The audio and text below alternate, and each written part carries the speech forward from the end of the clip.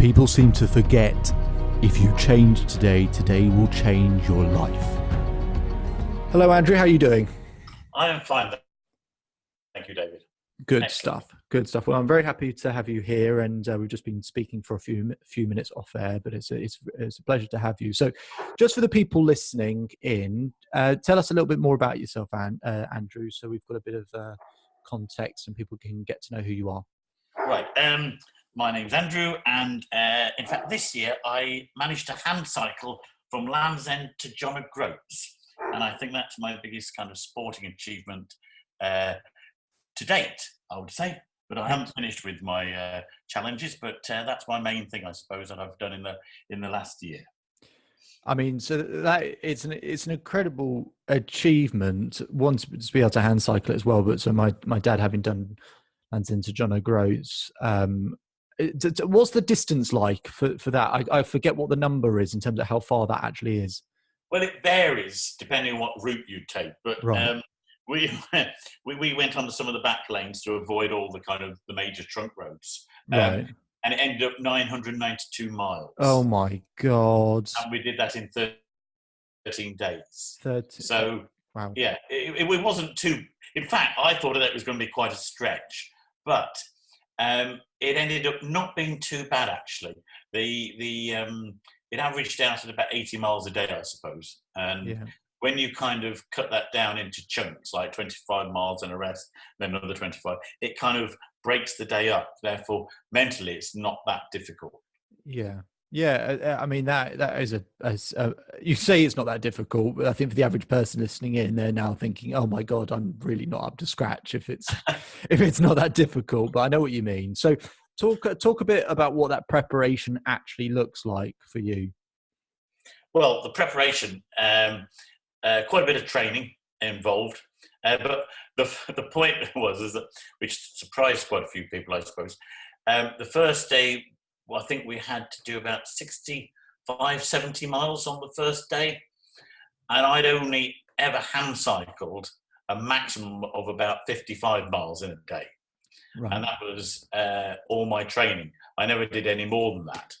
And the person who helped me run this, Emma, she was absolutely amazed that when I didn't tell her beforehand that, because I don't think she'd have taken up the challenge with me. Okay. But I told her after the first day, which was very much of a surprise to her. But I said, that's the way that I've trained, really. I haven't actually done the distances, but I did a lot of kind of back-to-back day training rides. But the whole point is that you've got to fit in your life as well around training. Therefore, it isn't like you're just riding the bike for a day. You've also got to go and walk the dog. You've got to do your work, then walk the dog again, then put your training ride in between. Therefore, all that amounts up burning quite a lot of energy during the day. Whereas when you're doing the Land's End to John O'Groats ride, all that you're doing basically is riding a bike. Mm. So all your energy is put into that. Yeah, and I mean, from an energy point of view, yeah, when you've got that sort of freedom or spare time to actually commit to it, as you say, to be able to work around your schedule. I mean, there are so many people in life who, whether they might regard it as work-life balance or whatever it might be, to find that level of energy but just, I guess, commitment and motivation to actually find the time. Because I speak to enough people who, they say, "Oh, I don't have the time to do this and I don't have the time to do that. And yeah, I really want to do this, but I just don't have enough time." And you ask them, "Well, what did you do on Saturday?" And they're, "Oh, I binge watched Game of Thrones or whatever." And they haven't got that level of commitment and motivation and drive, which clearly you do. So, Andrew, where does that drive come from in you? I suppose it's through my life experiences, I suppose, because I've always been kind of driven to do things. I've never been one really to sit down and just kind of laze around. My father was always extremely energetic, and I think a lot of it does stem from your parents. If your parents are energetic and always on the go, I think you actually learn a lot from them, and you kind of, as a child, you don't really think about it too much because you're just so free, but you do imitate what your parents do. And if they're always up and about and doing things, I think you just follow suit. And I think it doesn't matter what abilities you have or what limitations you are, you still get up and try different things. And that's what I've done all through my life, I suppose. Is that I've always kind of got up and tried things. I've never found. I've always been curious about kind of activities, I suppose. And if you don't give something a go, you'll never know whether you're good at it. Mm. Yeah. Yeah, absolutely. And you know, I used to be, well, my parents probably still would say I am. Come across a fussy eater who won't try something where they don't know if they're going to like it or not. They've never tried it before, but they actually just make the decision that they don't want to have it. You know, try that. And something as simple as Yes. that, if you're not willing to try something, even something to eat or a piece of food, what are the 1,000 other things that we're not also willing to try, where if we actually put ourselves out there to do such a thing, Well, that's very actually, true. And also, you've got to appreciate, I think I'm slightly older than you. I'm 57. Therefore, when I grew up, you know, we didn't have social media or mobile phones or anything like that. There was only like three stations on the TV, and the TV only came on like at 6 o'clock at night, you know, and went off at like 11, 12 o'clock. You had the test card, didn't you, kind of displayed. Therefore, there wasn't daytime TV. Therefore, there weren't as many distractions as there are now, I suppose. Therefore, you had to go outside and make your own kind of interests, you know, kind of activities, you know, that sort of thing, really. So yeah, and also you got involved with sport more, because that was the way you kind of engaged with people. I mean, what's your? I mean, I've sort of a fairly rich background in terms of sport. So, what's your sporting background like? I've always had a very good eye for the ball. Therefore, I played a lot of table tennis. My father was a lot into tennis. Therefore, I started off on a tennis court with my father, and also mother was into swimming.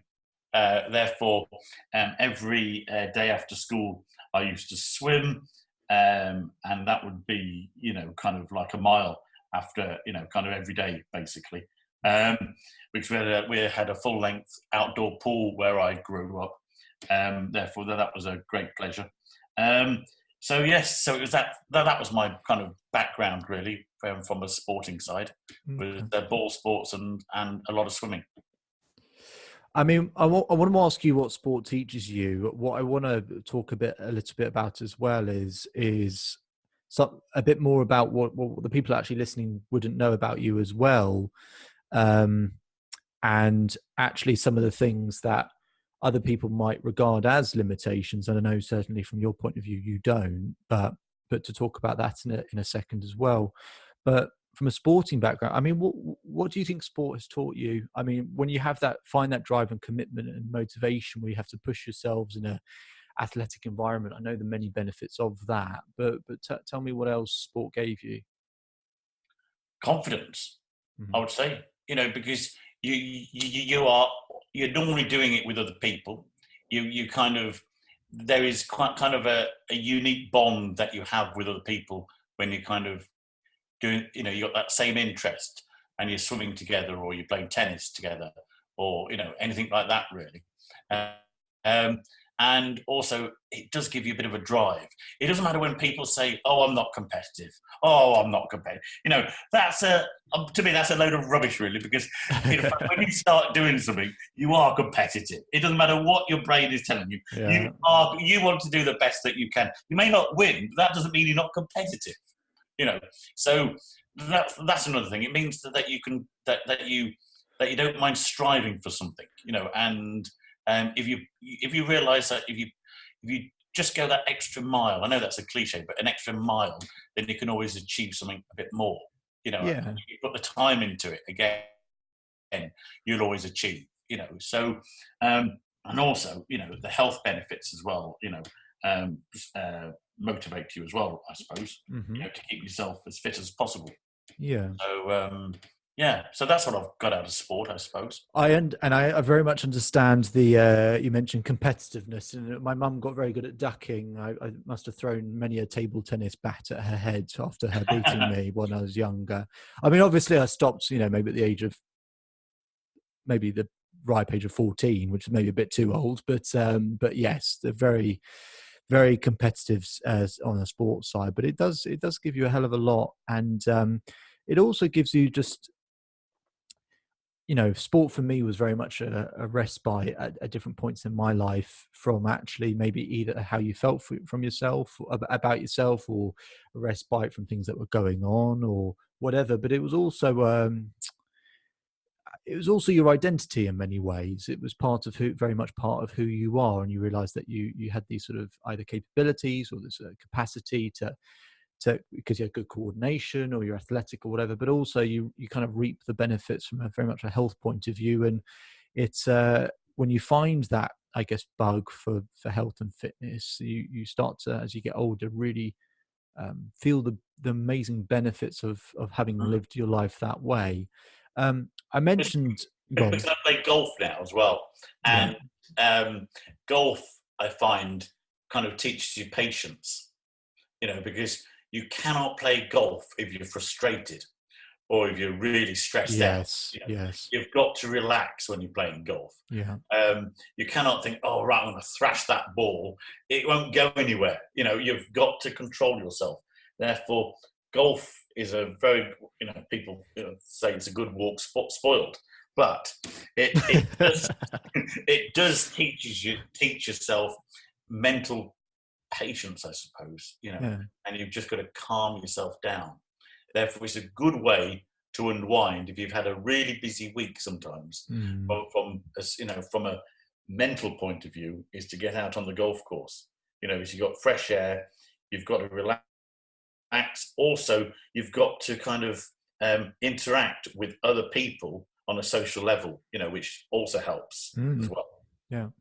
Absolutely, and I mean, I'm good at most sports. Golf, I'm absolutely shocking at, absolutely terrible. And but I use the analogy that with golf, it is frustrating because really, when you strike that ball, you can be 1 degree off where the middle of the ball, and it goes 300 feet left or Correct. right. And I think that's true of a lot of with most things in life, to be honest, where people feel like, oh, sometimes they're miles off, and actually sometimes it's just they just need to correct something by 1 degree, and they'll be right back in the middle. They'll really be able to metaphorically strike through the middle of the ball, whatever it is that they're trying to do in their life. Sometimes we're only a degree off, and it makes us feel like we're far away, but actually it's a very tiny adjustment we need to make. Um, but no, it's good to hear that that you've got. I guess the patience for golf as well. I don't think I've got the patience for it, having done a few rounds in my life. But you're right. I think the kind of the mental freedom aspect of it, as well as of sport, is very important as well. None more true than golf. And as I said, I I wanted to talk a little bit about sport. Was a huge part of my identity growing up, and I was a very much a footballer, and that was a sort of a career which had started but then got cut short. Um, and actually, with that, but with some other difficult things in my life, how they can start to define you in certain ways, or at least define you in the eyes of other people. And what I wanted to talk only a little bit about, and as you were kind enough to say, we could touch on the subject, is that you're a child of thalidomide. Correct. And so, not that we need to go in much detail, but what I was curious of, having come across people, come across people all walks of life, who define themselves in different ways, but then there's also how other people look at them and define them as well. And there's a balance between the two things, and so what I was a little bit curious to ask about was, from your perspective, I know that's very much not who you are, and also that whatever anyone I've ever spoken to, the difficult moments that they have in their life, difficult experiences or whatever, is that they don't define that person either. We all go through some tough moments and tough things, and we do our best to not let that be who we are. That's just something that happened or something that occurred. I was curious to ask you, from that point of view, you building your own identity going forward. I mean, how was that for you when with other people who maybe wanted to talk to you about thalidomide, or people that were curious about it or whatever? Growing up, were you able to separate very much from, people being curious about thalidomide, but also say, well, that's not who I am. That's just something that happened. And how easy was that for you growing up? Oh, very easy, really, because people, to be honest with you, didn't really understand what thalidomide was. Okay. Even today, I think it, not many, well, I say not many people, but it isn't readily recognised, is it? You can talk to people and you say, if you define yourself as a thalidomider, so to speak, they'll say, well, what's that? But just for those people or in your podcast who may not be aware, it was a drug that pregnant mothers took in the late 50s and 60s. And unfortunately, one of the side effects was that your bones were deformed as part of your fetus. I was just born like it. And it's just, you've got two options in life, haven't you? To get on with it, or to moan about it. Yeah. And I just got on with it. And, obviously, when you're growing up as a child, other children will ask questions, but they're just innocent, and you're innocent as well. Therefore, they'll just kind of say, oh, look at your hands. Why are they shaped like that? And you just come up with a joke or something like that. You may be, you might say, oh, I've been naughty. Therefore, that someone bent my hand or something like that. But, you just kind of laugh it off, I suppose. And when they realize that you can do exactly what they're doing, they kind of accept you. Therefore, I went to a normal school, a normal primary school. I went to a grammar school, and I went to university. And at no point did anyone kind of put any barriers in the way, or kind of keep asking questions as to, why do you look like you do? And again, for your podcast, just to give a bit of an explanation, I've only got one leg. My right leg is a full length artificial leg, and I've got two shortish arms with no elbows, and my hands are kind of what they say crooked. They're right at right angles, and I can hardly bend my fingers. So, but that's me. I just, I don't think about it. I never do. That's just what you know. It's just what I know. It's far harder if a person's been in an accident, say, and had a spinal injury, and then they're paralyzed, because they knew what it was like before they were paralyzed. Therefore, that they got to have great mental strength to overcome that and start a new life. Whereas for myself, it's just something like, I don't know anything else. Therefore, you just kind of get on with it, I suppose. Yeah. So how it was perceived by the people, I can't really answer that. But, I think in any kind of society, if you kind of try to mix, and that's why sport was a very good kind of leveler, really, because you weren't sidelined. You kind of mixed in with the lads and the girls, with whatever sport you played, and you were then immediately accepted.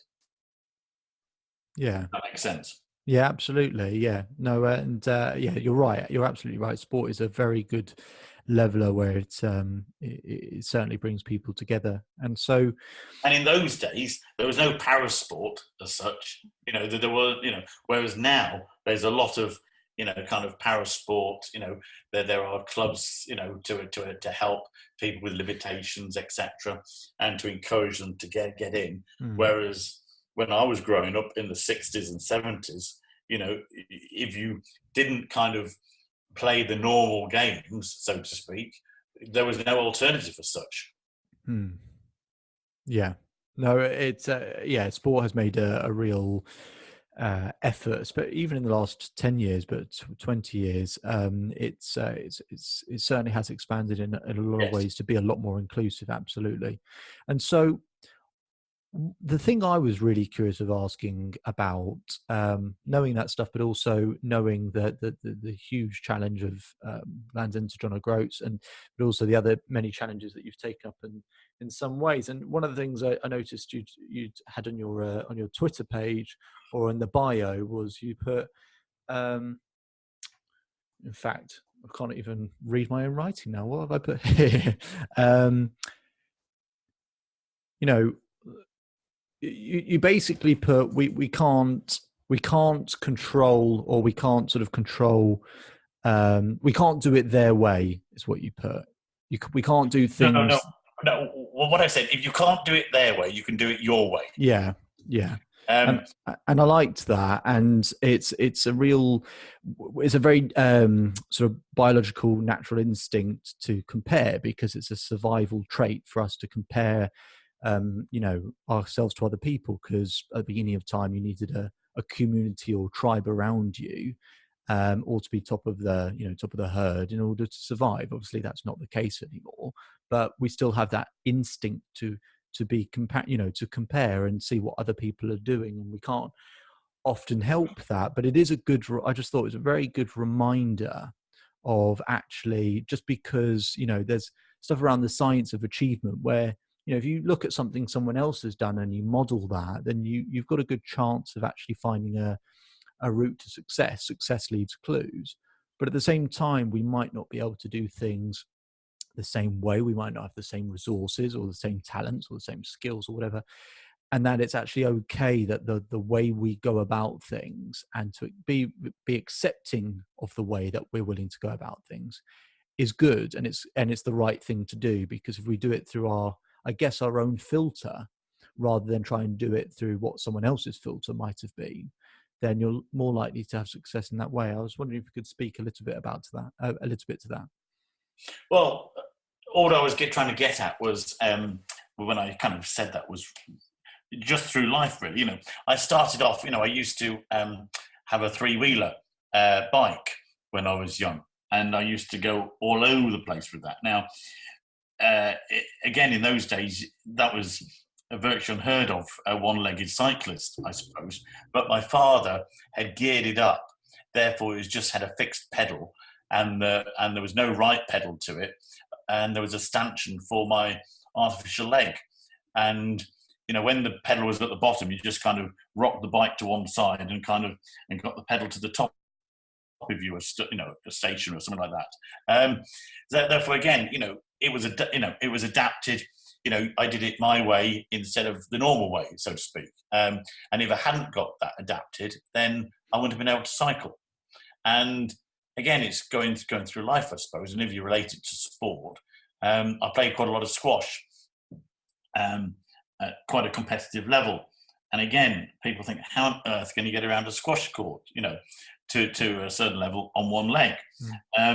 But again, I played in the Shropshire League, and the Shropshire League were very fortunate in the sense that they allowed me to play to slightly different rules, which I don't know if you ever played squash, but the court's divided into quarters and a half. And they allowed me just to kind of play in one half. Therefore, the opponent always had to get the ball back into my kind of half. And that was accepted by all the teams. And, which was great. Again, it's allowing you to play sport your way, but not necessarily the correct way. And then when you bring it up to modern day, i.e. my hand cycling, which I'm into now, I've adapted a normal hand bike to my way. It's slightly different to others, but it has to be, because I've got no elbows, I've got very short arms, therefore it's all adapted. But it means I can get out and do things, so it's just basically, there aren't any limitations really. The limitations shouldn't be a barrier. You should just, there's normally a way around something if you've got the drive and you want to do it. Mm-hmm. Does that help? Yeah, absolutely. And you mentioned the word adaptability a few times there, and yes, I think in life a lot of people, they have an idea of how things should go, or how to tackle a challenge, or how to overcome this or conquer this or whatever. and they find that when the approach that they thought up, or when they first had the idea or whatever, when they realized that the approach that they were going to take, or the process they thought was required, isn't right, they become easily disheartened or easily frustrated.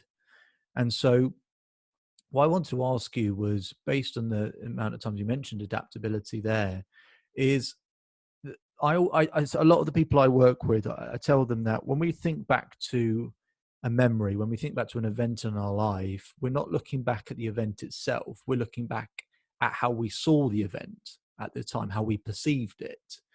And that's the memory. And therefore, how we perceive a moment at any time, if we perceive it in a negative or a positive way, that's going to impact how we remember it in the future.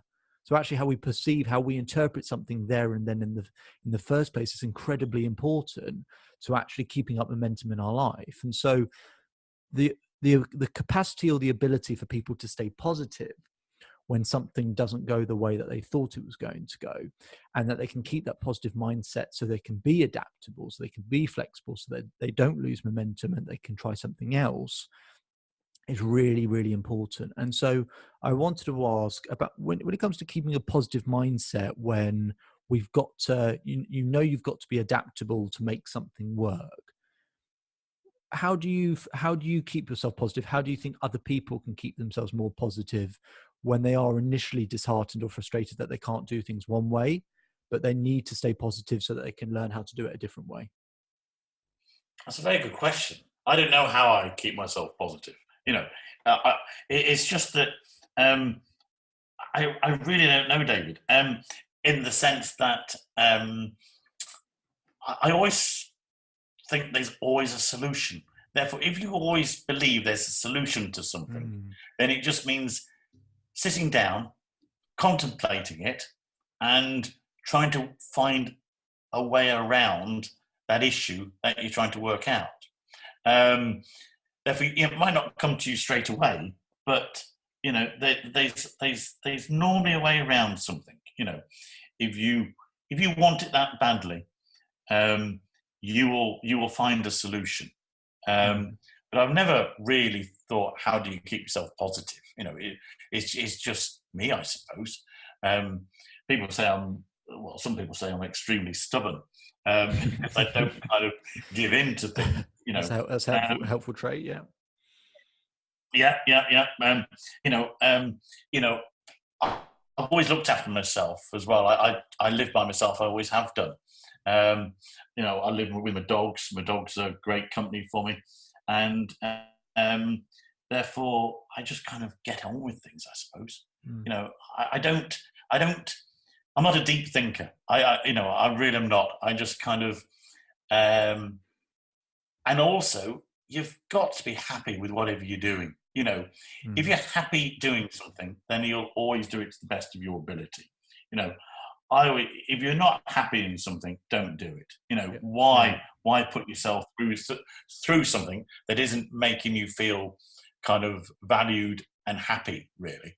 I was very, very fortunate in the sense that when I was working full time, I really enjoyed the work I was doing. Therefore, at no stage in my working life did I find or feel that, I shouldn't be doing this. I looked forward each day to going into work, and I kind of was, again, I tried to be very enthusiastic with the team that was working around us to try and make it a fun place to work, really. Because I always find that if you're you can still do your work if you're having a bit of fun. People who are kind of negative and don't kind of have a kind of a happy outlook, then sometimes they struggle, especially in life and with work, really. So, that's how I've just treated everything I kind of face, I suppose. And you touched on something that I have had in the past the tendency to overthink and be a deep thinker. Like anything, it's a gift and a curse, I guess. Certain behaviors that they help you in this way and they don't help you in this way. And same with parenting. If you get parented one way, it helps you with this, but it doesn't help you so much with this. And if you get parented another way, it helps you with this, but less with this. And so, everything is a sort of a gift and a curse in some ways. I think what you touched on there, though, is actually is very important. Where you say, I don't really think about it, or that you don't think about it too much. And sometimes people have the temptation that if they spend more time thinking, that it's going to help the situation, when actually a lot of the time is, the only thing that complicates things in life is humans, or are humans. And it's the way we go about it and the way we think about things. And actually, when we learn, quite detrimental, can't it? yes, absolutely. And when we learn to step out our own way, things strangely too tend to be a little bit better in that way. And so, in terms of challenges going forward for you, Andrew, what other challenges are you looking forward to trying to take on? Right. I've got a challenge coming up this year. I'm taking on another hand cycling challenge in May. Uh-huh. I haven't actually launched it yet, so it all depends when this podcast goes out to when people Right, get sure. to know. Because at the moment I'm in the process of trying to get sponsorship for it. Uh-huh. Therefore, it might be a good idea to actually mention it, won't it? Please. Yeah, well, yes, take the opportunity. It's a part of the greater reach. You don't know who might be listening to this podcast, David. Absolutely. What I'm trying to do, because I inadvertently admitted on live TV when they kindly had me on Good Morning Britain for the second time, because I was on it prior to my challenge, and then they asked me back afterwards. And Ben Shepherd said, had I found my limitation? Because that's what I went on in the first place, and said I hadn't found my limitations in life. And unfortunately, I replied, no, I hadn't found my limitations to Land's End to Dunning Roads. And also it whetted my appetite to try and do another challenge, to see whether I can find that limitation, so to speak, really put myself physically and mentally through a real tough challenge, and to see whether I can actually come out at the end of it. So I've decided whether this is good or not. I've decided to attempt to become the first ever hand cyclist to cycle around Ireland. Okay. There is a designated route called Race Around Ireland, and it's a race that happens in August time. But I'm not entering the route. I'm not entering the race. Sorry. I'm going to attempt the actual route itself, no other hand cyclist has ever done it, and it's 1,300 miles, and I aim to do it in 12 days. Wow, cool. Okay. So that's over 100 miles a day. And the thing is, you've got to throw in the Irish weather, yes, into that, and also the Irish roads, and also the terrain. So yeah, I've upped the challenge. Yes, up to it, you certainly have. And look, I'll invite you to absolutely, Andrew, so this podcast, this is just for people listening. So this is February 2019, February 2020. And so if they do want to sponsor you, Andrew, where can they go to do that?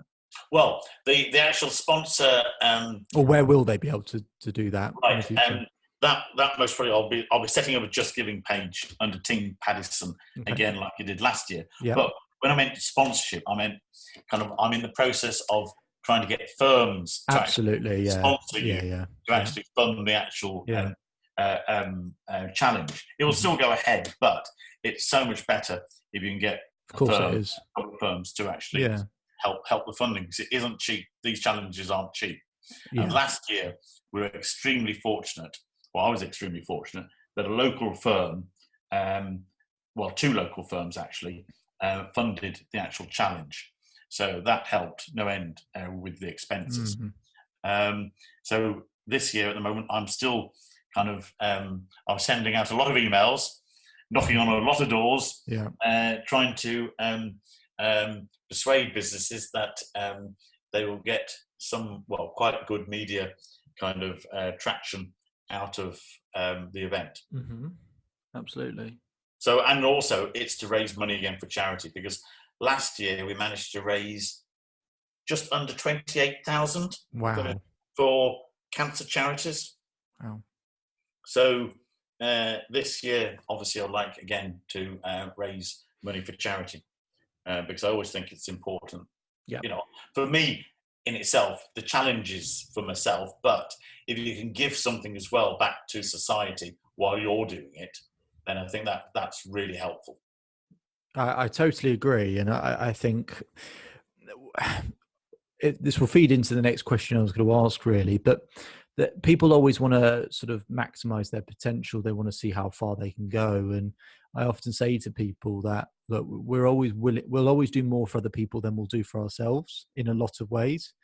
And so to maximize your potential, one way to really do that is actually, well, how are you contributing? How are you giving what you have, your skills, abilities, talents, time, whatever it might be, to a greater cause or to other people? So I totally agree with you in what you're saying about charity. Then is, you know, yes, we want to absolutely support causes. We want to really be able to help make a difference, but also for people listening in, it's actually the opportunity to see, well, actually, how far will I push myself when it's for something else, when it's not just for me? And people do find they actually go a little bit further at that point. And that sort of feeds into the next question, which was based on something you said. You were kind of asked when you spoke to Ben Shepherd. The question is, do you want to find your limit?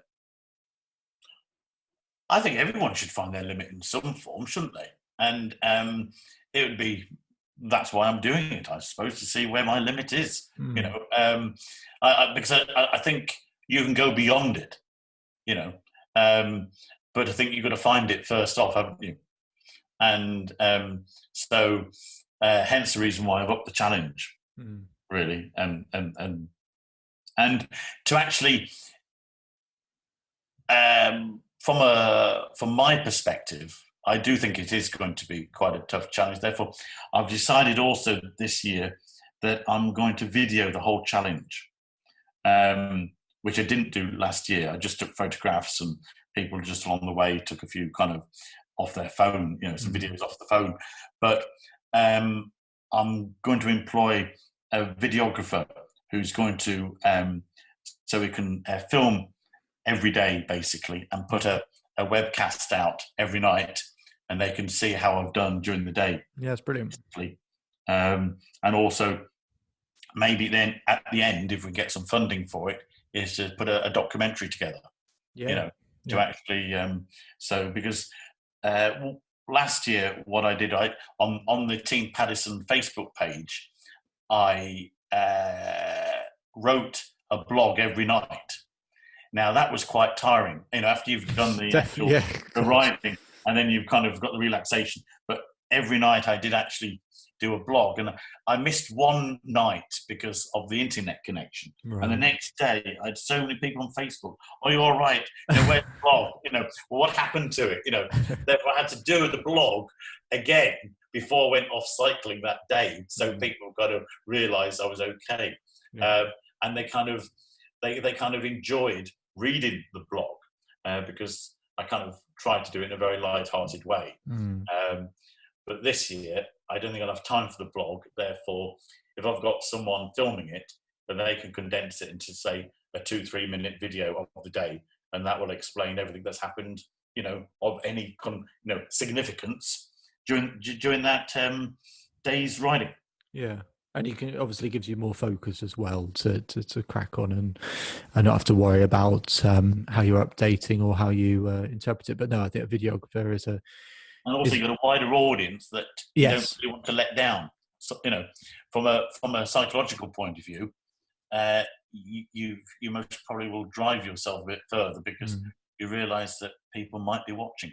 Yeah, but I've no doubt whatever your next challenge might be after that, might have a half a dozen people viewing it every night, so to speak. You know? Yeah, so. Well, it's you know, for the next challenge that's after that, you'll obviously no doubt have grown your your audience, growing your sort of raving fans or whatever it might be, that wanna be part of your journey with the next thing and the next thing, which is a fantastic thing. But all very inspiring. And what you said about, yeah, you know, you want to find your limit. It's, I guess you're right in the sense that you find that limit and then you find it so that you can overcome it. And sometimes, I guess, pardon my French, but there's some people who will kind of bullshit themselves about where they actually are in a particular area of life. And because they don't actually believe they're quite there, they're not actually entirely sure what that looks like, and they kind of have a rough idea, and they say, "Oh, I'm actually up at this level," or whatever it might be. When you're vague in that way, it actually just leads to it making it difficult to know, well, what's the next level? Because if we don't really know where we are, what level we're at, then actually how do we know what the next level looks like? And sometimes I just have to help people accept where they are. When Well, you've got to be honest to yourself. That's exactly, what I'm saying. You've got to yeah, be honest to yourself, and you've also, which some people find great difficult, you've got to be honest to everyone else. You know, yeah, you should not kind of gild the lily, so to speak. mm, I've got no time for people who gild the lily. yeah. Just be honest and admit, that that's what you're doing. There's no point in gilding it because you'll be found out. The people who support you on your journey, whether it's sponsors, whether it's family, whether it's friends, whether it's people who support what you do, whatever it might be, who sort of, I guess maybe talking more actually to do with the businesses and sponsorships. The people you talk to, do you find them to be kind of genuine, authentic people who care? Obviously, they need to do it from a business interest point of view, which is absolutely fine. But the people you come across on your journey, who are the most genuine, authentic people you've come across? The general public, I suppose. They're very, very supportive wherever you stop and wherever you go. Mm, They're very, very supportive. And the businesses that last year helped were genuinely interested, yeah, in the challenge. yeah, Um, and that's why they sponsored us, I suppose. yeah, So I rarely have negativity. You know, uh, people kind of generally, I find, are very kind of helpful and enthusiastic.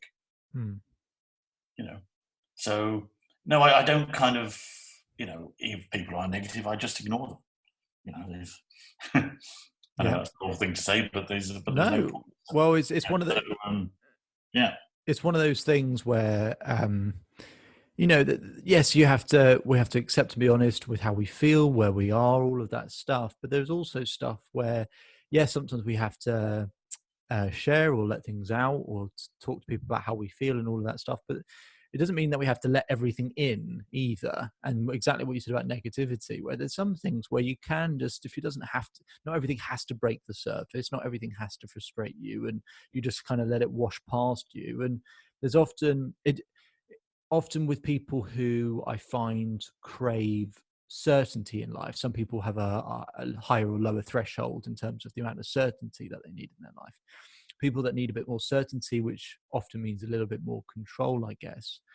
Um, that those people tend to possibly get a little bit more frustrated when obviously things don't quite go the way they want them to, or get a bit more agitated, or when people don't deliver and do this and do that.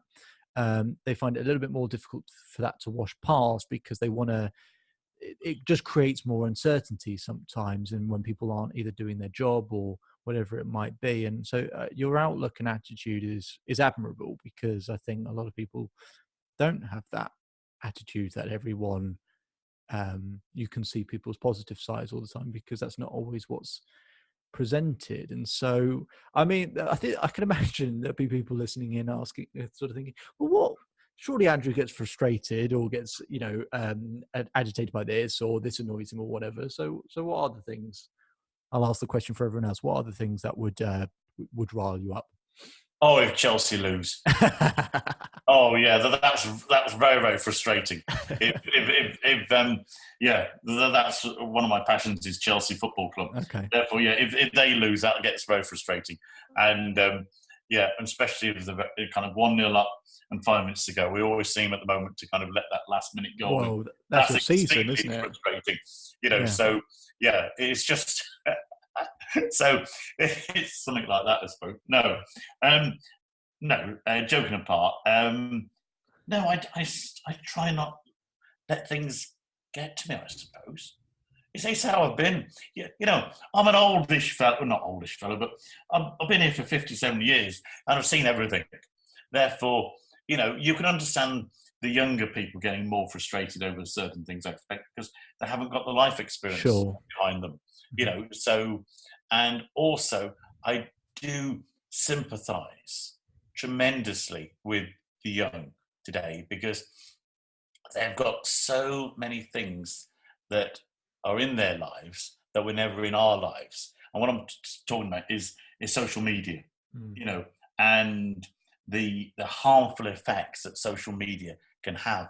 It can have positive effects, and you can reach out to people like this podcast most probably is, but there is a lot of trouble that social media can cause to people, and also to vulnerable people Yeah. who are not strong yet in their own mindset, and take offence and kind of are hurt by unsolicited comments from people, trolls and all that sort of stuff. That never used to be, So I try and put myself sometimes into their position and think, well, how on earth would have I coped, in today's society if you kind of had people who hide behind a mobile phone and send awful tweets or Facebook comments to you? It's a different world. It really is. So it's so I've seen a lot. I've done a lot, but I do appreciate that life today is totally different than what it was when I was growing up. And I think when you get older, I think you learn, and I think you can accept far more. But it's growing up, and I think people do have a lot more insecurity because of the social media side. Yeah, absolutely. I mean, even from my point of view, it's a lot of my business will come via social media, and for people listening in, I totally agree with what you said. And I got to a point a while back where you check so many stats and this and that with your business, which you have to do, of course. But when you find yourself checking that stuff daily, it really does impact you. It really does play with your mind. And now I realized I can still run my business. I only check all of that stuff twice a week. And the amount of difference that makes in terms of the freedom of your mind. But actually, what's quite sad is remembering what it was like before social media in some ways, and remembering that it was just fine. It was good before all of that social media stuff happened. The world kept spinning, and people were still happy and all of that stuff. And I really, just to add on to what you're saying and actually use it as a suggestion, piece of advice, that really have a think about how you condense or filter the amount of time. Social media is a fantastic thing for lots of different reasons. Well, it is absolutely. I've got no qualms about it. Yeah. I think it's got tremendous positive things, you can do with social media, and it's brilliant, and you can reach out to so many people, but you've just got to have that proviso. Absolutely. That realize that also it can be extremely harmful, to people, and especially to the young. It really can, and unfortunately, it can taint a lot of the youngsters today. Yes. Whereas we never had that previously. Yeah. I totally, and I'm glad that social media wasn't really up and running when I was younger. I think I kind of just missed the boat on that, I think. So and I absolutely right. And I sort of form it a question. You mentioned about, when people are a bit younger, they haven't yet built that kind of, I guess, strength of mind, I think is the phrase you use. And I totally agree. And the question I want to ask is, I'm sure it's possibly not something that you've necessarily thought about before, but At what point do you think people do start to build that strength of mind? Do you think there's an age or a period in life where people typically start to be a little bit more structured, a little bit more realistic, a little bit more trying to think of a better word, a little bit more sharp in the mind and a bit more resilient? Do you think there's an age and period or period in No, life where that I person? really don't think so. And I think that is such a generic question. Everyone's an individual. Yeah. You know, people have totally different life experiences to one another. You know, we are all different in our way. You know, in our own way, which is wonderful about human beings. But then again, it can be very frustrating for some people. But you cannot dictate to people when you say, "Oh, you're 30 now. You should know your own mind." That doesn't happen. You know, you can have a 70-year-old who still doesn't know their own mind, you know, and where they are, and they may be insecure. You know, it's, you know, some people will never find it, unfortunately. You know, I don't psychoanalyze anything, I suppose. I just kind of get on with it. And I think that's, if people start to psychoanalyze themselves, I think they're asking for trouble. I think, you know, just try and enjoy yourself. If you enjoy yourself, a lot of good will come to you. Yeah. And I think that very much goes in line with people trying to make decisions about things. I think a lot of people spend maybe 90% of the time trying to make a decision and 10% trying to make it the right one. Whereas really it should be about 10% making a decision and then 90% trying to make it the right one. It's you're right in the sense that a bit too much analysis or psychoanalysis or however one might want to phrase that, when actually if we just sort of have an idea and we attempt it and do it, then actually you'll learn much quicker than actually just trying to think things through all the time and second guess and hesitate and all of that stuff. But I totally agree. At any age, I guess no one ever feels like they've got things worked out, do they? So it's one of those things where it's a never-ending process, and your mind sharpens with the experiences that you have as well. So I do tend to agree very much so on that score. And as we sort of, I guess, come towards the end of this podcast, Andrew, and thank you very much for your time. It's very much appreciated. For the people listening, and we've got people you've mentioned a few times to just learn to enjoy yourself. I think a lot of people, whether it's in business or anything else, they sort of, they kind of nod, they'll be nodding to that, into going, oh yeah, I know that. They'll know it intellectually, but they don't actually do it in practice. And so when you've gone about in your life to find the things that you enjoy doing, and you've obviously clearly been a very, I guess, adventurous individual, or very curious to find out what your limits are and curious to find out what you enjoy and don't enjoy. And I just wanted to ask, really, in terms of a message for people listening, how they might go about finding more and more things that they enjoy doing. It might be a very straightforward answer for yourself, because the way you keep things very simple in terms of the approach, and simplicity is, well, complexity is kind of the thing that makes things more and more difficult, and simplicity really helps people actually take action. What sort of message would you have for people to, if they're not enjoying themselves, if they're not finding fulfillment, if they're not actually getting on with how their life is at the moment, what advice might you give them? Advice? Oh, I'm not used to giving advice like that. I would never Your lecture. approach, I guess. Yeah, I'd never lecture anyone on how they should lead their lives. It's entirely up to them, because, as I said previously, everyone's got different kind of responsibilities. You know, they've got families, they've got children. You know, that, you know, you really don't know, and they might be, you know, in a job that they have to do. They might not be enjoying it, but it's a job that they have to do to actually make ends pay, I suppose. So I really don't know. All I can say is, work is a big part of your life. When you think about it, the majority of people, you know, the old phrase, work 9 to 5, you know, 5 days a week. I know that doesn't happen as much these days, as, you know, as it used to, but you still spend the majority of your life working. Therefore, I think it's very important that you do find a job that you can get some enjoyment out of, because otherwise that is going to drag you down massively. And I've been very lucky that I managed to find, an enjoyable job, I suppose, over 30 years, and that helps no end. And that's a good foundation, really. And if you were just getting by, then I would say then you should kind of compensate that by having enjoyable hobbies and really make the most of those hobbies. Therefore, you've got something to look forward to after work, as well. And just don't be forced into doing something that you're not enjoying. You've got to enjoy it, really. And that's the way I've been through all my life.